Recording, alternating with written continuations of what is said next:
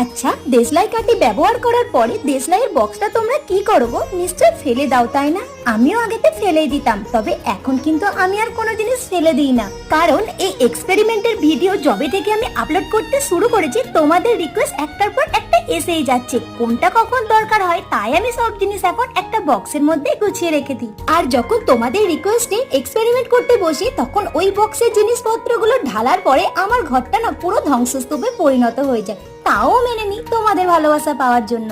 আর জানো, ঠিক তেমনই এই দেশলাইয়ের বক্সগুলো আমি অনেকদিন ধরে জমিয়ে রেখে দিচ্ছিলাম, কারণ একটা বোন আমাকে রিকোয়েস্ট করেছিল আপনি একটা পুতুলের টেবিল বানান প্লিজ। তাই ভাবলাম টেবিল যখন বানাতে বলেছে, চলো একটা পুতুলের জন্য ড্রেসিং টেবিল বানিয়ে দিই। কথাও যা কাজও তাই, বানিয়ে ফেললাম একটা সুন্দর দেখতে পুতুলের জন্য ড্রেসিং টেবিল। কেমন হয়েছে অবশ্যই কমেন্টে বলো। আর হ্যাঁ, তোমাদের মনে আছে তো, কাল রবিবার দুপুর 2টায় আমি কিন্তু লাইভে আসছি। কাল কিন্তু খেলা হবে, সবাই জয়েন হয়ে যেও।